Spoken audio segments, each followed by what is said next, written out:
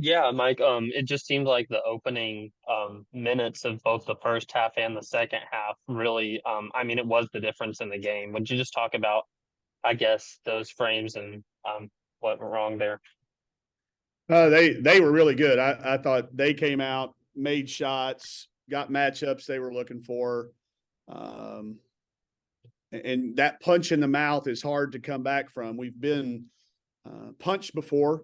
Um, that first one in the first quarter was as hard as we've been punched. That is a really, really talented team, and we didn't have an answer for them at any spot in that first quarter. And when you're in the position that we've been in, where our confidence gets shaken, it happens so fast. We really had to regroup, but we did. So I just told Phil, and I've said it to y'all, I think as well. We feel like, once we used to be a great starting team and a bad fourth quarter team. Well, we've got that solved now. Well, now we're not a good starting team. So it's kind of like you keep sticking your finger in the dike, and it causes a leak somewhere else. That we've not been shooting the ball well outside of Chrissy in the last 5 games, and tonight everybody else shot it pretty good, and she had a tough night. So we've not put it all together. I've yet to crack the what to do on the road on 8 o'clock games, whether that's do a lot or do little. But we have not got off to good starts in those situations. We'll go back to the drawing board with that. But the difference in tonight and the way we've been getting on the plane will be encouraging going into Sunday. We're in the exact same position as we were last year, going into the last game of the year at 6-8. I'm sorry, 6-9. We were 6-9 going, actually, ironically, coming down here. We got a win here, built some momentum. We won a game in the SEC tournament, found ourselves in the NCAA tournament. Mississippi State's obviously an NCAA tournament team. So, we'll come in Sunday, quick turnaround for an 11 o'clock start, in the same position we were this time last year when it comes to building momentum to the SEC tournament. And then only other question I have, I mean, it seemed like Sam kind of found her rhythm again tonight. 25 points, of course. Would you just talk about seeing her? It just seemed like she was playing with a lot more confidence than she has. There's no doubt, the encouragement can't. Sam's a kid that does better with encouragement than discouragement. I think we all are. We've all been battling that, and we all came together, and the stuff that we did together as a team, I think gave her that encouragement. And I think too, knowing that, we've stuck with her, we are that type of team that allows players to have moments that aren't maybe to their standard that we all expect, but you don't fire people. We didn't make changes. You keep coaching them through it. Now we'll have to do that with some others, but it's good to have her back. She's obviously a tremendous weapon when she is playing with confidence and playing at the speed and playing as hard. I'm learning some things with her that I've not known in the past. So it's encouraging, yet it's frustrating because we'll show ourselves. We play really good for 5-6 minute spurts, and then there's times that we don't. So as encouraging as it is, it's baffling still for us at times on why we can't put a full 40 minutes together against good teams. But I think it's again testament to how good Mississippi State is how good they're playing, and I think he's got them peaking at the right time. Thanks, Mac. Thank you. Christina? Yeah, coach, just what did you feel like keyed that improvement late in the third quarter? You had that run and then early in the fourth. Our pace was really good, and when we got some stops, we came up with some 50-50 balls. And we'll have to be honest, they missed a few shots that they were making earlier in the game. I'm not telling you that we made them miss anymore, but it was a little bit better in that third quarter. When you look at the stops we were getting, it allowed us to run. I thought our transition was good. And our defense picked up a little bit. And just, I think overall, our approach was a lot better in that third and into the fourth. There was our timeouts. The talk was good. Their body language was better. Their togetherness was better. So that's what I think the difference in us. That's this team. If we can have that with each other and for each other, then I think we got a chance to be really good. If we don't, then I think we're pretty average. And then Aaron played 6 minutes in the first half. Just what made you decide to go with others early on there? Yeah, I thought, Emery's been really, really good. Her lineups have been some of our best for the last 5 games. I've told our kids, it's as much how it looks as what's getting accomplished. And it just didn't look like she was as engaged as she normally is. It's really hard for, kids that have a lot at stake. And I talked to her at halftime, and I thought she was so much better in the second half. So that's growth for her, growth for us. But, Emery got in a little foul trouble. That guy Marion some extended minutes, which is good. I still am very cautious with her because I don't want to break her confidence going against a kid like Jessica Carter. It's a 5th-year kid. I took her when she came out. I said, that's going to be you when you're having your senior night. So there's positives. I thought Aaron really responded from that.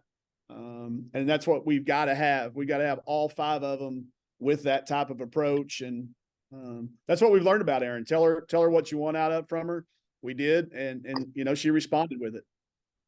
And then I know every coach kind of does this differently, but are you someone do you talk with the team about, NCAA tournament Oh, yeah. positioning? And so that's Yeah. something that they're aware of. And how are you kind of Sure. handling those conversations? Just like we always do, just with brutal honesty and truth. And, I don't put any stock in what other outlets. I've studied this for the last 23 years. I was fortunate to have a head coach who wanted me to understand it.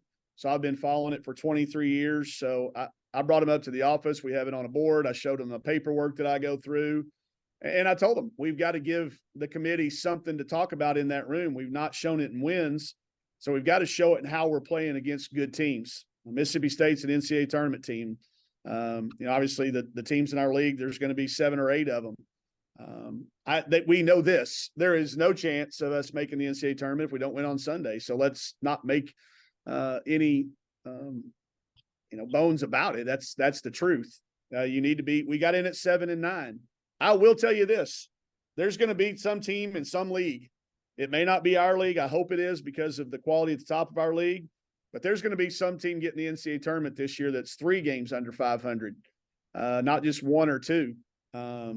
So just keep playing the best you can. The bubble is crazy. Every night you look up, there's upsets across the country, and there's things positioning and moving. The eye test is probably going to be more important. And I think tonight, the way we came back and the way we played, anybody that watched that game has got to know that this team has potential given an opportunity. So we do talk about it. We talked about it in the last couple of media timeouts there, that it's going to come down to something real minute to separate the 67th, 68th, and the 69th and 70th team, the 2 teams that don't get in. So let's not give them any more ammunition than they could possibly need. Let's make sure we've given them a lot of positives to look at, and that's what we're going to keep striving for. Thank you. Jordan? Over this last stretch of games, it seemed like there are a lot of players who were missing shots that they were making earlier in the season, and then I'm sure they're making at practice. Sort of, how do you get them out of that slump, and what do you think has sort of contributed to this struggle so far? Yeah, I think it's probably a little bit of pressure.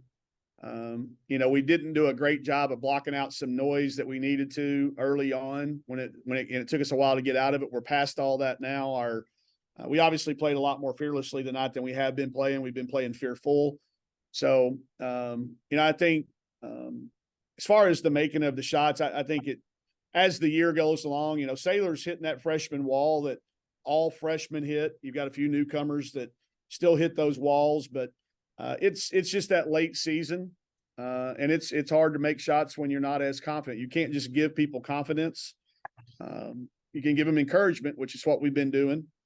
And we'll keep doing because I know the night that we get our rotation playing as good as they can play, that it'll be fun to watch. But I think there's lots of things that contribute to it. I think they all sound like excuses, so I don't talk about them because other people are making shots this time of the year. So, but I can assure you, we monitor every single day in practice with the technology we have. It's not because they're over playing too many minutes. It's not because we're working them too hard in practice or lifting too many weights. Those things are all the same as they've been every year that we've ever been apart. This particular team has not been able to all get hot on the same night. So we'll keep looking for the answers. We're not giving up, not throwing our hands up and being resigned to the fact that, hey, this just may not be our time. We're going to keep trying to make it our time. And if something, we did a better job tonight. You know, we talked about maybe turn down a 3 or so and drive it. We get back to the foul line 31 times tonight. That's an improvement on where we've been. So there's still work to be done there, but I know this team's got a 15 for 32 night in them.